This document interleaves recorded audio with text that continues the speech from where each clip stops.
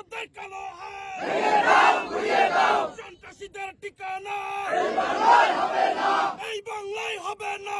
সন্ত্রাসীদের ঠিকানা। অত্যন্ত ভারাক্রান্ত হৃদয় বলতে হচ্ছে,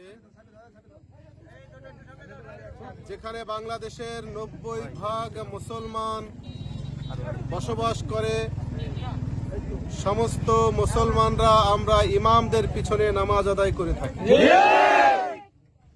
ঠিক তখন যখন স্বৈর শাসনের পতন হয়ে আমরা নতুন একটি বাংলাদেশ বিনির্মাণের পথে এগিয়ে যাচ্ছি, ঠিক সেই সময়ে যে ইমামদেরকে আমরা বাংলাদেশের সবচেয়ে শ্রদ্ধাভাজন ব্যক্তি মনে করি, এলাকার মুসল্লিরা যার পিছনে শ্রদ্ধা ভরে নামাজ আদায় করে থাকে, আমাদেরই তেমন একজন প্রিয় ইমাম আবু বকরকে এই এলাকারই সন্ত্রাসীরা অপমানিত করেছে, তাকে মারধর করেছে, তাকে লাঞ্ছিত করেছে।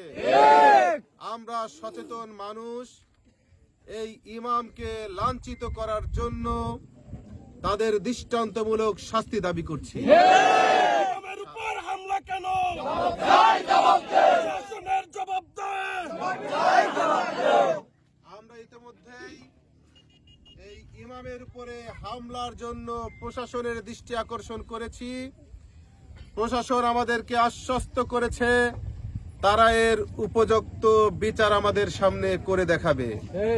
সুতরাং এই ধরনের বাংলাদেশের কোন ইমামকে হেনস্থ করা বাংলাদেশের মানুষ আর কখনো মেনে নেবে না।